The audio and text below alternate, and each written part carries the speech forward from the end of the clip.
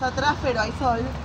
Cuando vos ingresabas al lugar había una especie de cocinita que, como dijo Nieves, a veces se veía una compañera, esto es independiente si es 77 o 78, una compañera pasando una lista de las personas secuestradas y su destino final por quintuplicado, esto porque era una para cada cuerpo del ejército.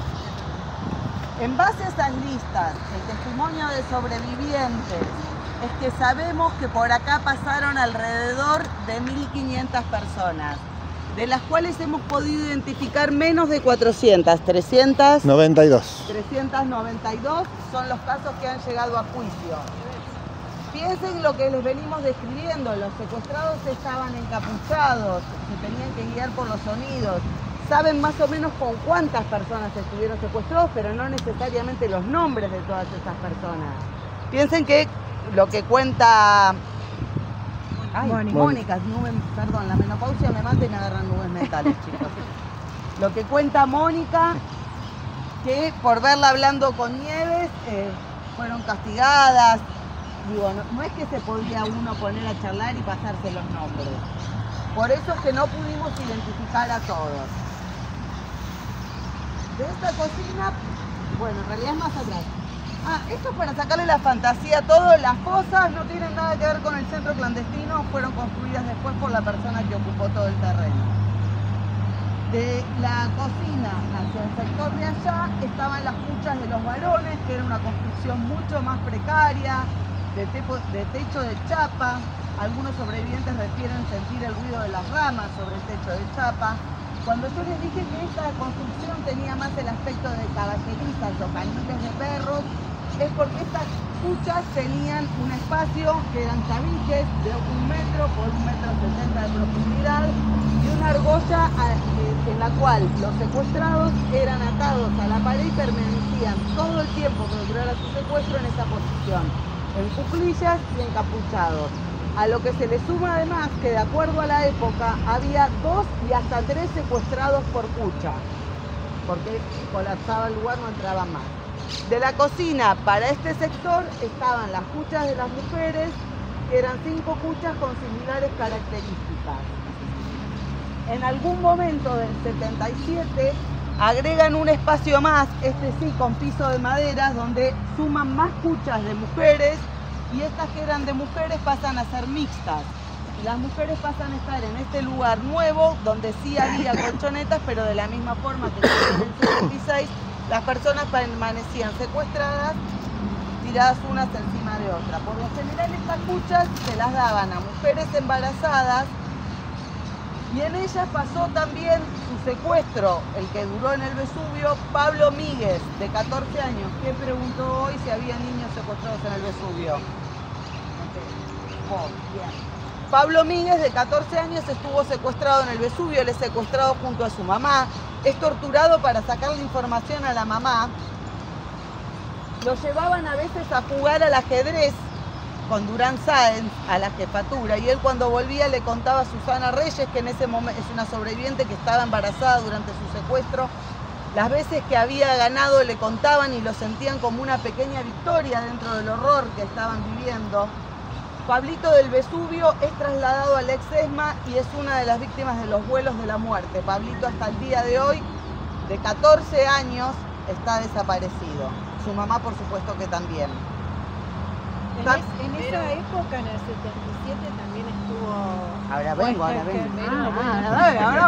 voy. Susana Reyes contó eso. El monumento del Paseo de la Memoria. Bien, si ustedes van al Parque de la Memoria, el Parque de la Memoria es un terreno en Costanera, que es un monumento donde están los nombres de todas las personas desaparecidas que pudimos identificar al día de hoy. No es, así como no sabemos quiénes son los 1.500 que pasaron por Vesubio, tampoco sabemos el nombre de los 30.000. Están los nombres de todas las personas que hasta la fecha pudimos identificar y que se siguen identificando. Lamentablemente cada vez es más difícil hacerlo. Y dentro de todos los homenajes que uno ve en el Parque de la Memoria, sobre el río hay una estatua que recuerda a Pablito Míguez. Está una estatua de él en el río, siendo que lo que sí sabemos de Pablito es que ese fue su destino final. Bien. En el año 77 también a las cuchas le agregan una construcción más que supuestamente tenía como mejores condiciones de secuestro, que era una habitación de madera que tenía camas cuchetas.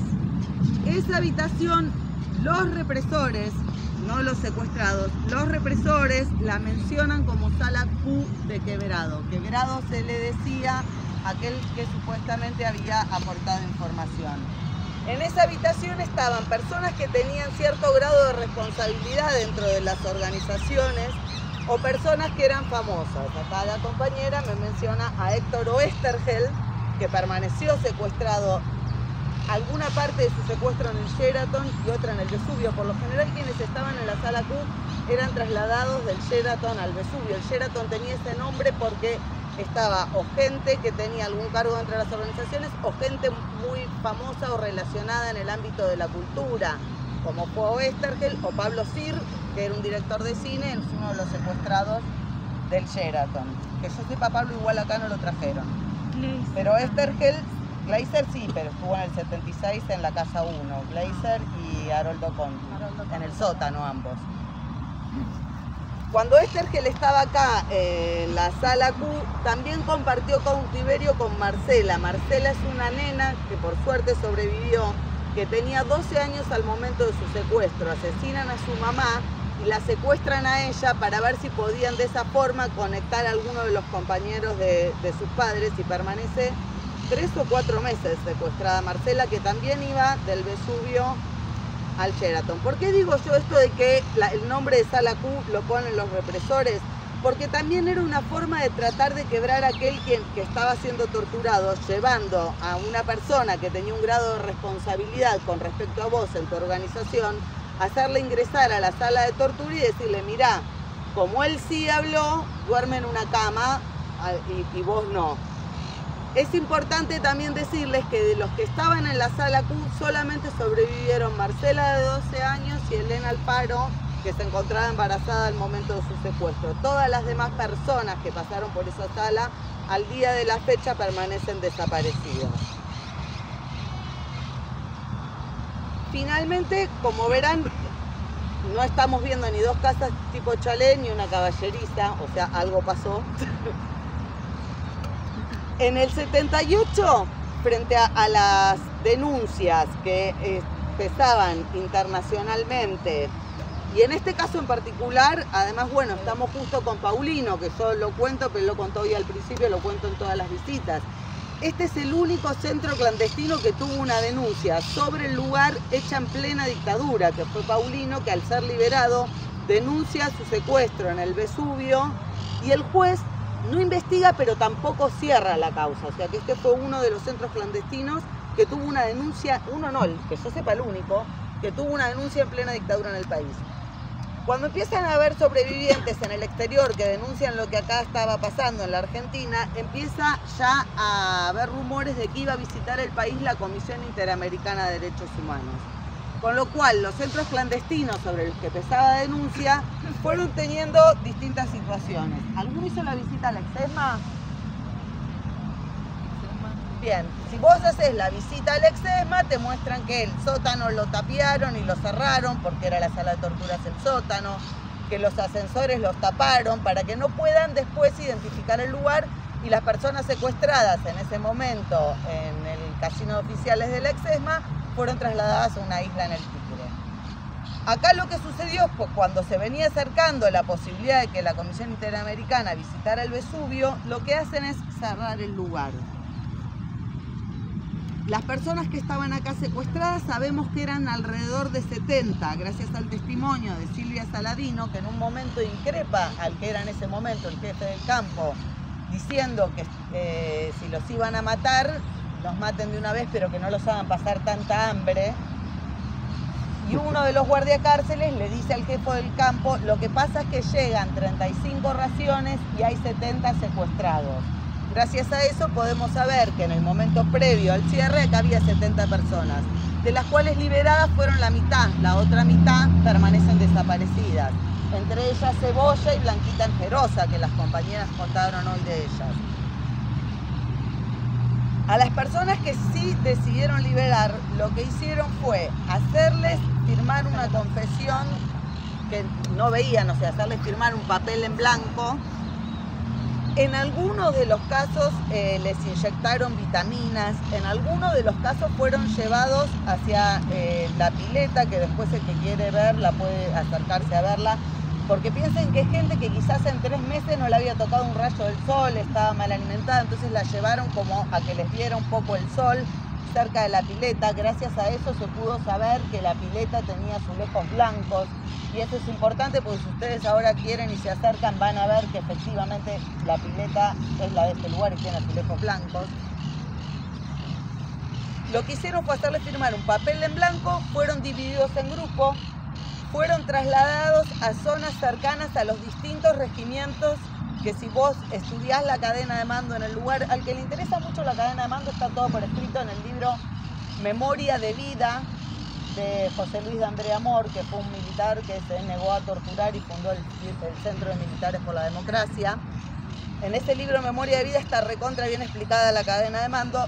A los lugares que componían la cadena de mando de este lugar fueron llevados en distintos grupos las personas secuestradas, metidas adentro de camionetas, encapuchadas, con las manos atadas y una confesión que nunca habían leído en el bolsillo. Entonces llegaban las distintas células de estos regimientos del ejército, los encontraban y decían, oh, a ver si tienen bombas, deben ser subversivos, o casualidad les revisaban los bolsillos como si supieran, y les encontraron una confesión diciendo que eran subversivos que se venían a entregar. Es muy difícil que alguien se mencione de esa forma a sí mismo, o en algunos casos eran terroristas que se venían a entregar, y a partir de ahí pasaban a estar a disposición del Poder Ejecutivo Nacional. Luego de que sucede esto, hay solamente unos pocos testimonios de personas que volvieron a ser traídas al Vesubio, y ya después de eso no se sabe si fue a fines del 78 o principios del 79, el lugar fue derribado. Muy así nomás, digamos, porque fue derribado, pero imagínense que si hasta el día de hoy nosotros, casi 50 años después, estamos viendo los cimientos, quiere decir que no se esmeraron mucho en hacerlo.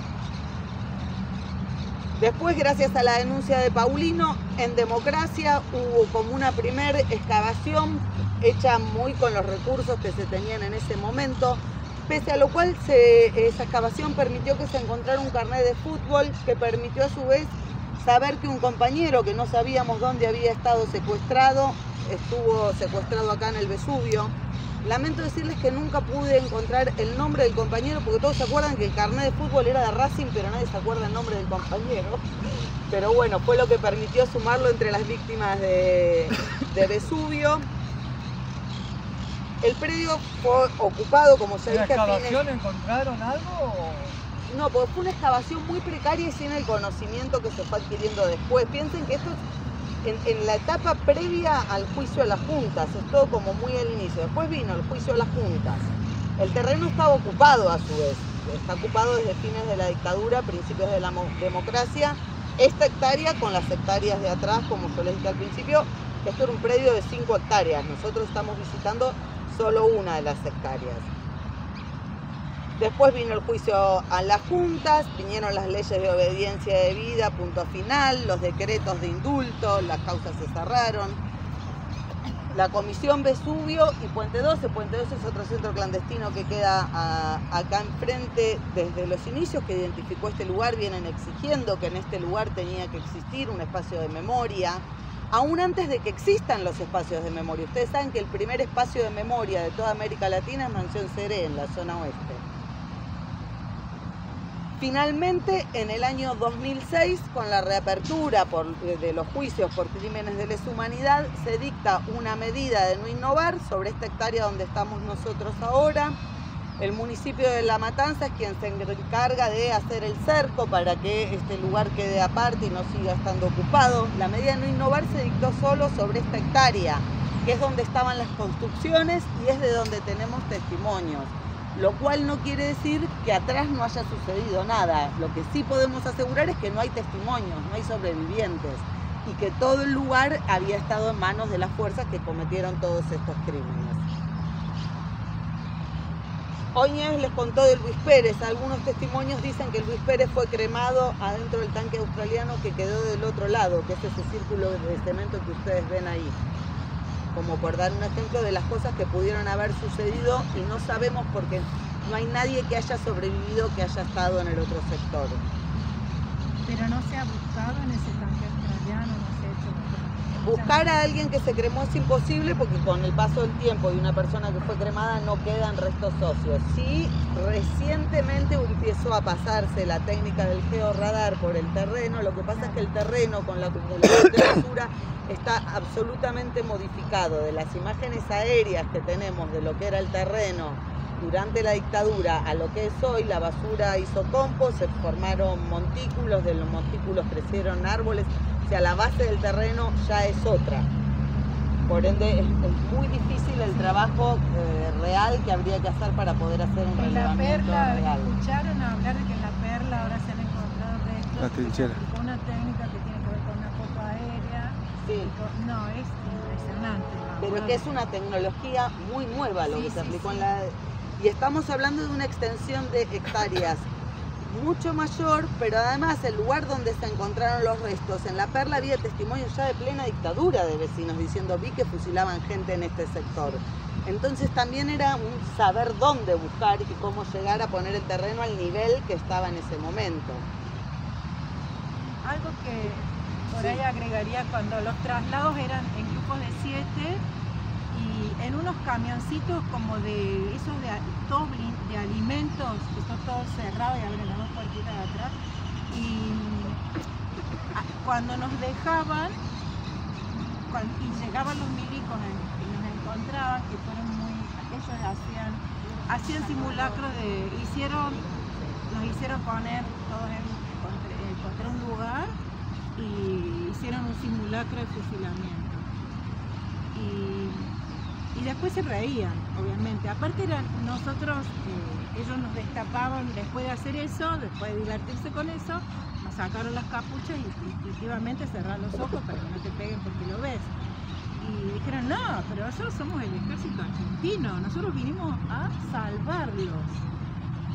En el caso mío, que me llevan a Villa Martelli, donde estaba a mando de Villa Martelli el mayor Stenlaf, que es el apropiador de Victoria Montenegro, ahora es Tecnópolis ahí, y el año pasado, este año fuimos a ver si encontramos el lugar, las piezas donde nos tuvieron a 3 mujeres y 4 varones, pero no encontramos el lugar. Quisimos hacer reconocimiento porque ahí en Tecnópolis también hubo personas en calidad de desaparecidos. Después de ahí nos trasladan a la cárcel, pero en ese momento estábamos desaparecidos.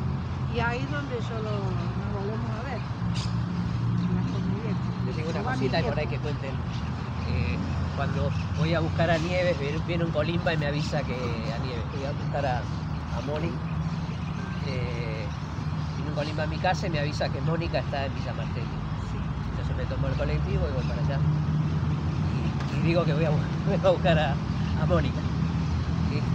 Y después, bueno, me recibe ese mayor, Stenlaf, y nos da como unos consejos de moralina, y qué sé yo, de cómo teníamos que encauzar nuestra vida, qué es lo correcto y lo incorrecto del vivir en sociedad.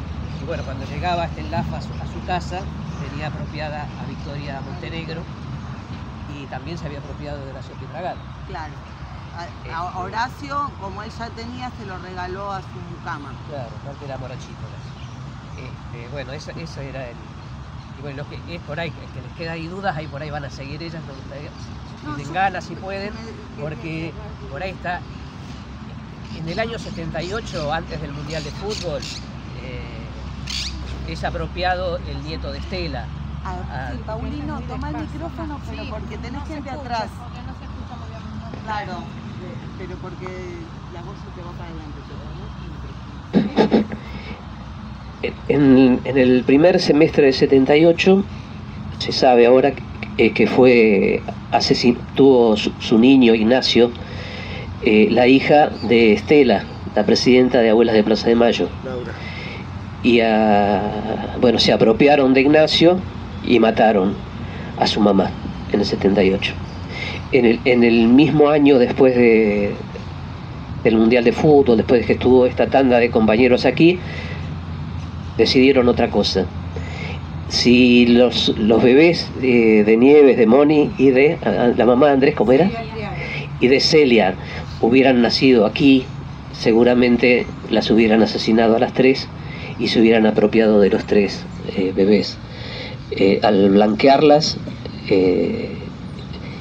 tuvieron la suerte de terminar en la cárcel de Villa Devoto, y sus bebés nacieron en la cárcel y nunca se pudieron apropiar de ellos, y antes que tuvieran 6 meses, ¿no?, salieron en libertad las compañeras con sus bebés. Pero esa es una historia muy conmovedora de solidaridad, y que si se animan a contarla sería lo que vivieron ya no en este centro clandestino, sino en la cárcel de Villa Devoto, que en general no se sabe que a fines del 78, principios del 79, aparte de los presos políticos que había en la cárcel, había también presos 3 bebitos, Andrés, Anita y Marcelino.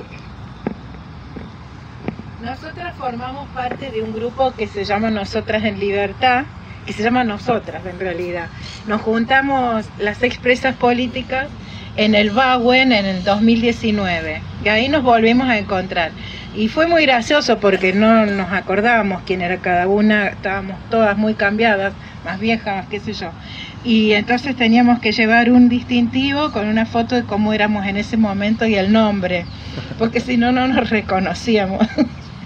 Y en ese grupo hemos gestado como un montón de proyectos. Ya venían ellas con un libro que se llama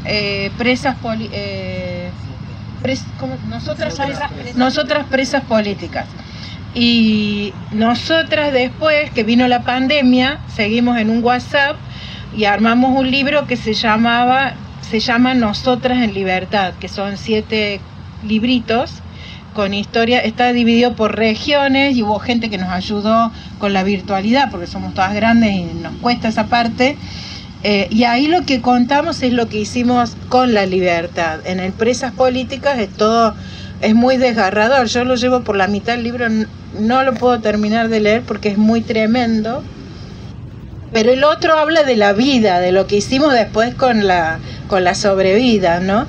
Y ese grupo es muy interesante. Hay un montón de proyectos. Uno de ellos que a mí me interesa muchísimo es el proyecto de los resabios más sutiles, por decirle de alguna manera, de la tortura, de la desaparición, de la cárcel. Muchas expresas políticas tenemos hijos con problemáticas de adicción o de salud mental. Yo tengo un hijo con esquizofrenia, nosotros tenemos un hijo con esquizofrenia, y mi hijo, el que nació en la cárcel, tuvo muchos problemas de consumo. Ahora por suerte están los dos muy bien, pero cuando nos juntamos y empezamos a contarnos cómo había sido nuestra vida, todos nuestros pibes, la mayoría, tenía todos esos quilombos. Y ahora Marce, que fue al encuentro del Bauen, se encontró con hijos de otras compañeras, se encontró con tías, él les dice las tías, que son la ¿cómo se llama la que nos canta siempre? Le contaban, bueno, cuando tu mamá salió en libertad, iba pasando con vos así por el pasillo, nosotras cantamos, se precisan niños para amanecer. Entonces Marci iba escuchando anécdotas y aparte se juntaba con los pibes de hijos, que él siempre dice, estamos todos más locos que una cabra, mamá, vos no sabés lo que Mira, entre vos, pero Eva y yo no hacemos uno. Pero digo, cuántas cosas, es como una piedra que se tira al agua y los círculos esos que se agrandan, cómo afecta a la sociedad el tema de lo que pasamos. Y aparte también lo veo desde el lado positivo, cuando tuvimos los juicios, tuvimos la posibilidad de verlo a los tipos sentados ahí y ver algo de justicia. A mí se me acomodaron un montón de cosas en la cabeza que las tenía muy desordenadas, porque nosotros también estábamos chapas, estamos, qué sé yo. Pero Marce nuestro hijo, el que nació en la cárcel, a Mariano no nos animamos a invitarlo al juicio, no sabíamos si le podía hacer bien o mal. Pero Marce escuchó el relato de Paulo, escuchó la declaración mía y cuando salió me abrazó y bueno, había llorado un montón con Anita, la hija de Nieves, que Anita le dijo a Marce lloró cuando escuchó a Paulino, yo no podía escuchar porque declaraba después, no podés escuchar a los que declaran antes. Y cuando dice Marce que Anita le dijo, bueno, guárdate lágrimas para cuando declare tu mamá, porque ahora viene la parte fuerte de esta novela, le decía Anita.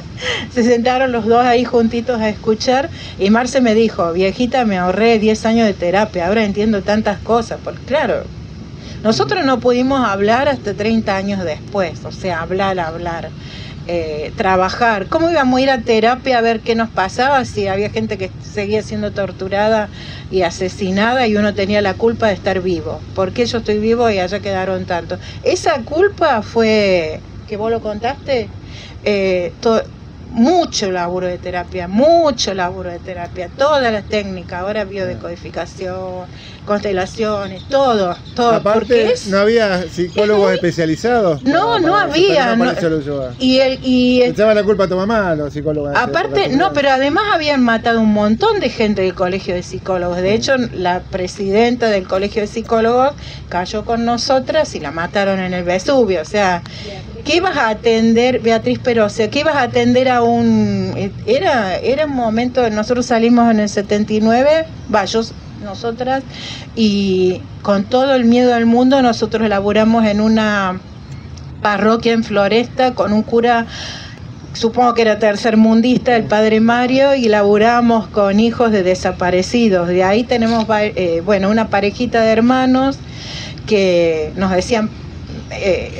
A mí Fernanda, que me ubicó hace poco, me dijo, ese pan con manteca que nos dabas el domingo era como tener a mi mamá de nuevo. Ella tenía su papá y su mamá desaparecidos y como vos contaste en algún momento, era formar parte de una organización y ser posible víctima. El papá y la mamá de Fer eran murgueros en una villa.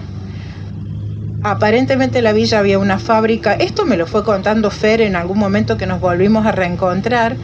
En algún momento la fábrica contaminaba el agua, la murga hizo una canción que tenía que ver con eso, aparte eran peronistas, pero... ¿Ese es el taller de los remedios? Sí. No te hizo pan con manteca. No, a vos no te llevamos a la casa, pero... No sé, mira. Alguna vez fuimos a la casa de un coordinador de ahí del taller del padre Mario. De Diego o de Mirta. Gabriel, el doctor, había un médico que también era expreso político, el doctor Norberto Lifki. Y Sabino y Fernanda. Sabino era muy parecido a Marce, entonces nosotros sentíamos que...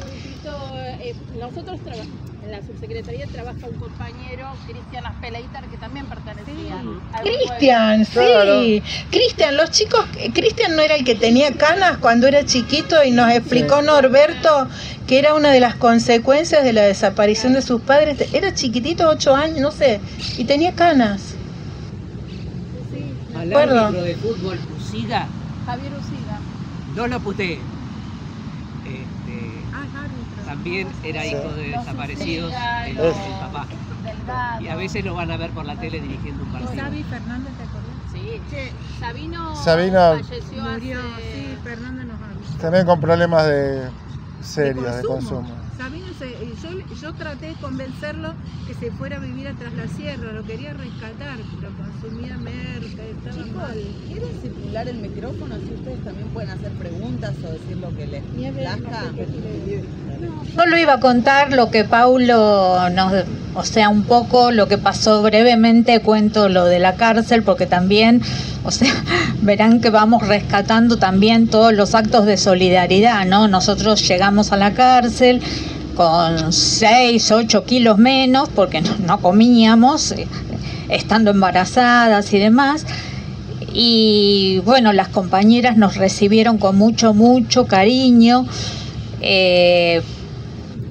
las compañeras, quiero decir, eran de diferentes organizaciones, igual que nosotros, pero en ese momento no primaba esa diferencia que había antes, por decir ahora, las diferencias que hay entre, no sé, el Partido Radical, los libertarios, que no existía en la cárcel esa división, si bien cada una después se formaba con su grupito y demás, bueno, todas nos recibíamos con mucha calidez.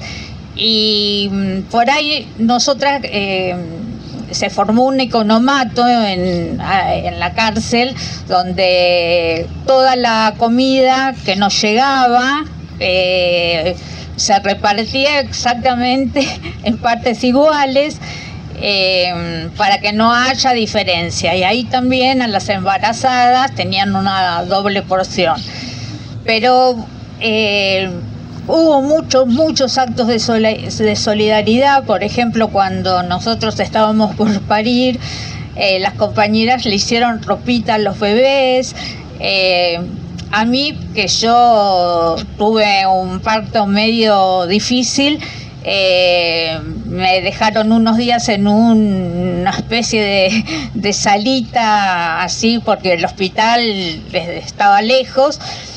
Y ahí había otras compañeras que tenían mal de Chagas, que la otra tenía úlcera, qué sé yo, y yo no sabía ni amamantar, ni cambiar un bebé, ni nada, y ellas se hicieron cargo los primeros días, de bañarla, cambiarle los pañales, bueno, digo porque fueron muchísimos actos de solidaridad que se dieron ahí adentro, así como en el centro clandestino, y por eso nos guardamos como un amor muy grande. Si nos castigaban, no podíamos tener la visita. Entonces, habían compañeras que se hacían pasar por otras para que las dejen tener la visita. No, fui yo la que hizo esto, la que hizo lo otro. Así que, bueno, contarles eso. Quería volver a lo que había dicho ella. Yo quería volver un poco a lo que había dicho ella, por ejemplo, del tema de los psicólogos. Yo, por ejemplo, cuando fui la primera vez a hacer terapia, me acuerdo que, por ejemplo, la terapeuta, la psicóloga, por ejemplo, me decía que yo tenía que tratar de olvidarme todo lo que había pasado, todo lo que yo había vivido. Y yo decía, no, si yo lo que más quiero es recordar. Cada día quiero recordar algo más. Así que, digamos, no me servía. Y así pasé por varios, digamos, que por ahí me decían lo mismo.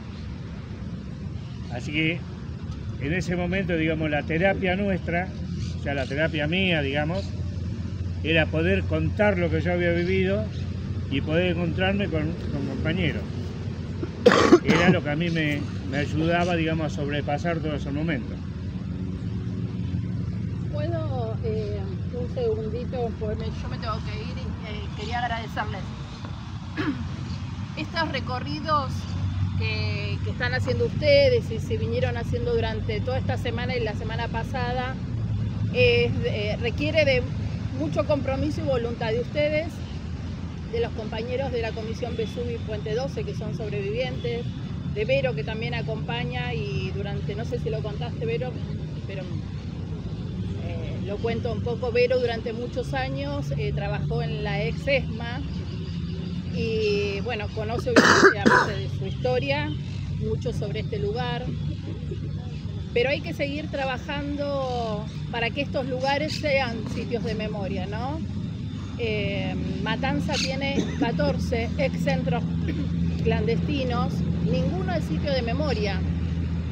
Entonces, bueno, en este momento el contexto no ayuda en nada, porque si se están desfinanciando constantemente todas las políticas de memoria, verdad y justicia, mucho menos va a pasar a ser un sitio ¿no?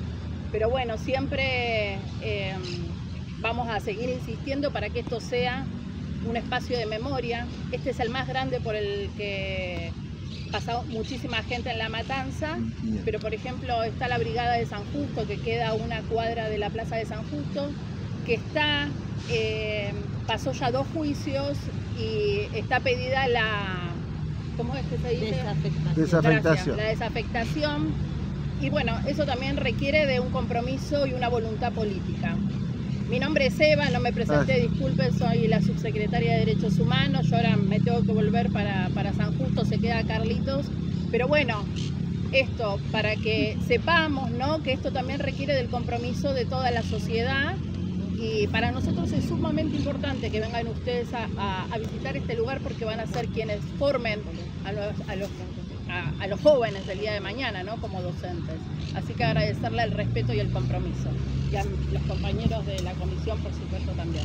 Les digo algo del compromiso de toda la sociedad. Quiero agregar algo con respecto a lo que está diciendo Eva, porque no llegué a hacer el cierre.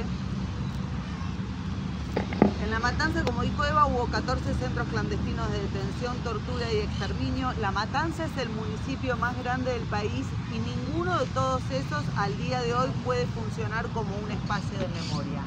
Este iba a ser el primero de toda La Matanza para que los matanceros pudieran venir, visitar y conocer la historia de su lugar. El Mercado Central le dejó el uso de esta hectárea a la Secretaría de Derechos Humanos de Nación, que hay una ley que lo obligaba a su vez a que instale acá un espacio de memoria, y en eso estábamos trabajando cuando asumió esta gestión de gobierno. Despidió a las únicas 2 personas que estábamos asignadas a este proyecto, a mí y a otra chica más, que somos las que estábamos asignadas a llevar este proyecto adelante. No se llegó durante la gestión anterior, pero estaba ya escrito a poder firmar un convenio de cogestión con la provincia de Buenos Aires y el municipio de La Matanza. Pese a estar violando una ley, el Estado Nacional dejó este lugar abandonado y a la buena de Dios, y yo creo que hoy los que estamos visitando el lugar y estamos realizando esta visita también tenemos que estar muy agradecidos con la Subsecretaría de Derechos Humanos del municipio de La Matanza, y es quien nos viene a abrir el lugar y nos permite poder hacer estas visitas de todas formas. Yo puedo agregar algo a los chicos. Generalmente los que fueron a la ESMA, las visitas son guiadas. Hay guías con un texto que, en este caso, el día de mañana que haya guías, lo hizo Vero. La posibilidad, a pesar del ahorro que estamos sufriendo ahora, que no hay un mango, que se está haciendo todo a pulmón, es que en este lugar exclusivamente pueden tener estas charlas con los sobrevivientes, que es más importante todavía. No se la está contando a alguien que estudió la historia o que la repite, sino acá están aquellas personas que pasaron por este lugar con todas las consecuencias, con todas las vivencias, como se les contó, y eso para nosotros, como Eva dice, es un privilegio y sumamente valioso, porque es documentable tener testimonios directamente de estas personas. Así que para mí es un privilegio y un honor poderlos escucharlos siempre estas 2 semanas, y agradecer a los chicos del Instituto 82 y a los que vengan también, ¿no? La mayoría docentes. El compromiso de la sociedad. Primero, igual siempre lo que no se pudo lograr tiene que servir para que en adelante, cuando haya un gobierno popular, que se avance mucho más rápido en algunas decisiones y en algunos trabajos de ejecución, porque en un momento hubo concordancia en gobierno municipal, gobierno provincial y gobierno nacional, y la verdad que se debería haber avanzado mucho más, se podía haber avanzado mucho más. Me parece que para los tiempos que vienen tiene que ser una enseñanza. Si avanzamos más lentamente o si no nos animamos, no es que la derecha de nuestro país, los asesinos de nuestro pueblo, nos van a querer más. Así que hay que avanzar con todo lo que haya que avanzar. ¿Y se escucha? Y el compromiso de la comunidad será con algo que yo les quería contar. Por ahí uno tiene un tío, por ahí un vecino, que cuando cuenten esta historia van a decir: estuviste con eso, tirabomba. Ninguno tirabomba, resistíamos a la dictadura como podíamos con todos los medios a nuestro alcance. Pero también se muestran al mismo tiempo unos viejitos que tienen aquí en libertad, que tienen más de 70 años. Esos viejitos eran tremendos asesinos, violadores, ladrones de bebés. Esos son ladrones, esos viejitos. Y nosotros no decidimos la suerte de ellos. Mire, estos son los testimonios del juicio Vesubio 2. Centenares de compañeros declarando, con declaraciones concordantes, para determinar en qué lugar estuvimos, quiénes fueron los responsables del horror que vivimos aquí. Y lo más importante de todas estas declaraciones, que fue el Vesubio 2, antes habían comentado, tuvo distintos responsables, ¿no? al del Vesubio 1. Ahora en el Vesubio 1 íbamos a declarar que los genocidas, los torturadores estaban al lado nuestro. Después muchos quedaron detenidos, algunos con condenas muy altas, a cadena perpetua, y otros no. En el Vesubio 2 hay un fenómeno muy particular, que esto les quiero decir por la importancia que tenemos todos, pero ustedes quiero decir. En el Vesubio 2 hicimos un trabajo desde el CIPEVA, desde la CTA, desde la Asamblea Permanente por los Derechos Humanos, desde IFO, desde el Consejo Escolar, un conjunto de organizaciones sociales y políticas del distrito para hacer una capacitación para docentes en la Universidad de La Matanza. De esa capacitación participaron más de 500 docentes. Uno de los trabajos de campo era 3 trabajos de campo: desarrollar tareas de memoria, verdad y justicia en las escuelas de cada uno. La otra era que los docentes que participaron vengan acá, pisen esto con ustedes. Y la tercera, la más importante tal vez, era participar de las audiencias de los juicios de Vesubio 2. Entonces en ese Vesubio 2 lo que hubo fue siempre comunidad educativa matancera. Sí. El resultado final, ¿cuál fue? Que las condenas fueron todas a cadena perpetua. Así que cuando tomamos la palabra, cuando tomamos la historia en nuestras manos, salvando las distancias, hace poquito, en las últimas elecciones, también el pueblo matancero, que dicen por ahí que cagamos en un balde, dijo que no a la crueldad. No importa quién pudo haber votado, pero la enorme mayoría no votó a la continuidad de la dictadura que están en el gobierno. Y ahí otra vez nuestro pueblo matancero, callado, tranquilo, los más pobres de los pobres, dijeron que una sociedad así no se puede construir. Así que me parece que hay espejos donde mirar, la experiencia de las compañeras de solidaridad tremenda, esa hormiga que se hacía el borracho, las experiencias de solidaridad que vivimos acá, están hoy en nuestros barrios y en nuestra comunidad, tal vez tapadas, tal vez sumergidas ante la necesidad que tienen nuestros vecinos, pero están, tenemos que saber mirarlas, escucharlas y acompañar. Con Mónica creo que no nos sentimos nunca tan protegidos como trabajando en la escuela cuando salimos, porque no era fácil para las familias tener de maestros a terroristas, a gente que había estado presa. Sin embargo, siempre tuvimos de los papás, la más de nuestros alumnos, la más alta confianza. Siempre. También ya se hace largo. Yo les busqué por ahí algo que a veces les leo. A un año de dictadura, Rodolfo Walsh escribe la carta a la Junta Militar, la carta abierta. Muere ahí mismo. Ese mismo día sale una solicitada de la sociedad rural, no Cambio Paz. Por supuesto, apoyando a la dictadura y diciendo que sigan todo lo que tuvieran que seguir. La sociedad rural por un lado, y Rodolfo Walsh porque es tremenda la carta de Walsh y es realmente indignante y tremenda la carta de la sociedad rural. Hoy apoyan a un gobierno que apalea a los viejos y dice que los médicos del Garrahan son ñoquis. Bueno, ayer, hace 40 años,